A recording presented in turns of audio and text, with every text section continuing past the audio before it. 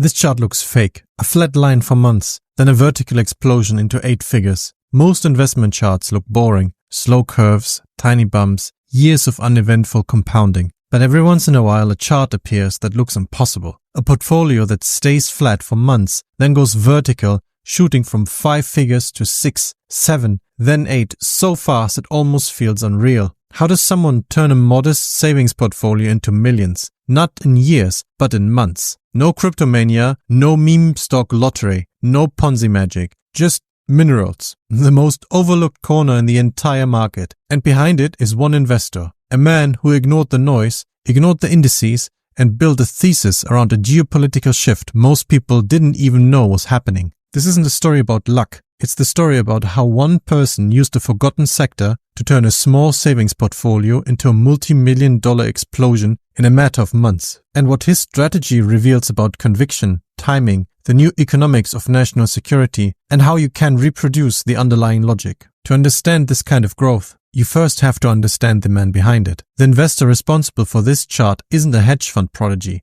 a tech billionaire, or someone running proprietary models out of a Manhattan high-rise. His name is Steve Sizzle, and he built his portfolio the same way most people start, with modest savings, a notebook full of research, and an almost obsessive drive to understand where the world is actually heading. What makes him unusual is not his background, but his operating system. While most retail investors chase trends, hop between tickers, and diversify themselves into mediocrity, Steve did the opposite. He concentrated, not out of recklessness, but out of clarity. He spent months digging into the silent global war over critical minerals, tracing government funding pipelines, analyzing supply chain choke points, and reading energy and defense policy documents most investors would never bother opening. He wasn't researching for hype, he was researching for inevitability. And when he found it, he acted with conviction. He wasn't trading price action or social media sentiment. He was trading a geopolitical shift already in motion, one that governments were quietly preparing for, but markets had barely begun to recognize. That ability to see beyond the noise, to spot the early signals before they turn into headlines, is what separates ordinary returns from exponential ones. The truth is that Steve's explosive gains didn't come from some hidden algorithm or a lucky swing trade. They came from seeing a structural shift happening in plain sight, a shift almost everyone else ignored. While the average investor obsessively tracked interest rates, CPI prints,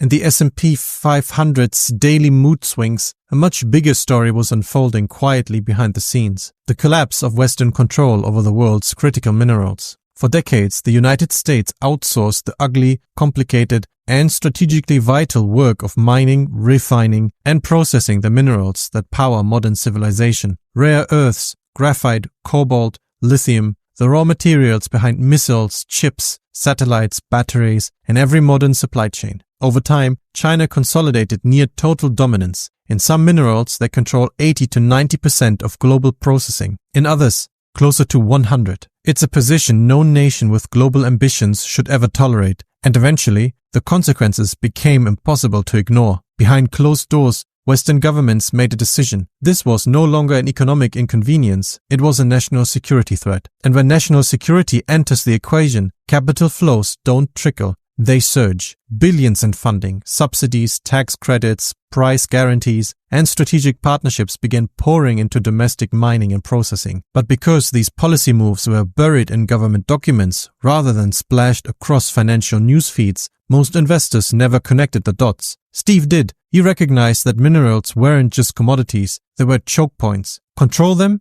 and you control industries. Lose them, and you lose leverage. While the market slept through the biggest supply chain reconfiguration in a generation, he positioned himself where the geopolitical wind was about to blow the hardest. Once Steve understood the magnitude of the global minerals shift, he didn't diversify broadly or spread himself across the entire commodities complex. He did the opposite. He built a concentrated portfolio anchored around a small set of companies positioned directly in the blast radius of the incoming supply chain realignment. His core plays were names most investors had never even heard of, a collection of rare earth miners, processors, and critical minerals producers trading at valuations that didn't reflect their strategic importance. But Steve didn't simply buy shares, he leaned into long-dated call options placed when these stocks were still ignored, beaten down, and cheap. This wasn't gambling, it was engineered asymmetry. taking positions where the cost of leverage was low, the catalysts were structural, and the upside would be violently amplified once government funding,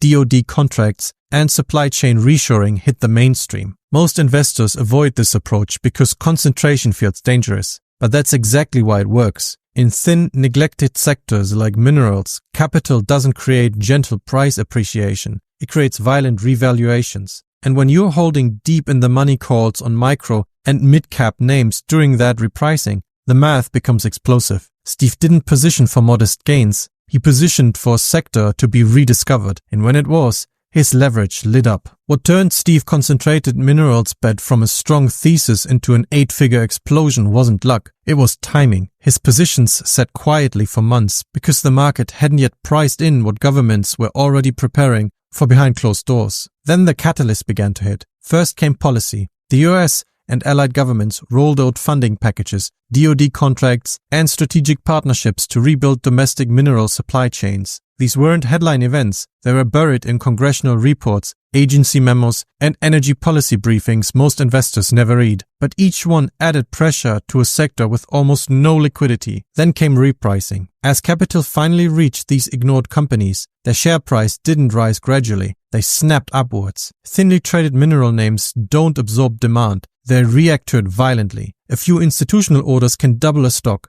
A wave of government-driven capital can do far more. And the final accelerant was options sensitivity. Because Steve held long-dated calls deep into a sector-wide reevaluation, every upward move amplified disproportionately. What looked like a modest policy shift on paper became a multi-million-dollar trajectory in practice. He wasn't chasing momentum, momentum was chasing him. What made Steve's results extraordinary wasn't the thesis, or even the leverage. It was his tolerance for psychological pain. Concentration sounds glamorous when you see the payoff, but living through it is something else entirely. These positions didn't move in a straight line. They whipped, they dipped, they stalled, and at times they looked dead. Most investors crumble under that pressure because volatility feels like danger. They interpret every pullback as a signal to exit, every red day as proof they were wrong, and every headline as a threat. Steve didn't operate that way. He wasn't reacting to price. He was anchored to catalysts, supply data, and government actions that hadn't played out yet. This is what real conviction looks like. The ability to endure drawdowns, ignore social pressure, and stay aligned with the thesis the market hasn't validated yet. It's the part of the process nobody glamorizes, but it's exactly what separates explosive outcomes from average ones. At the end of the day, what Steve achieved wasn't a miracle. It wasn't luck. It wasn't a 1 in a million fluke. It was concentration, executed with a system backed by conviction and aligned with a geopolitical shift bigger than any individual investor. That's why he reached escape velocity while others stayed grounded. Because diversification protects wealth, but it almost never creates it. Real wealth comes from focus, choosing one idea you understand better than anyone else and building around it with discipline instead of fear. If you want to understand exactly how that mindset works, how concentration becomes a strategy instead of a gamble, then the next video is the one you can't afford to miss. It breaks down the real mechanics of getting rich through focus, how to structure asymmetric bets, and why spreading yourself thin is the fastest way to stay average. Watch it now. It's the logical continuation of everything we've just covered. Most people hear a story like Steve Sizzles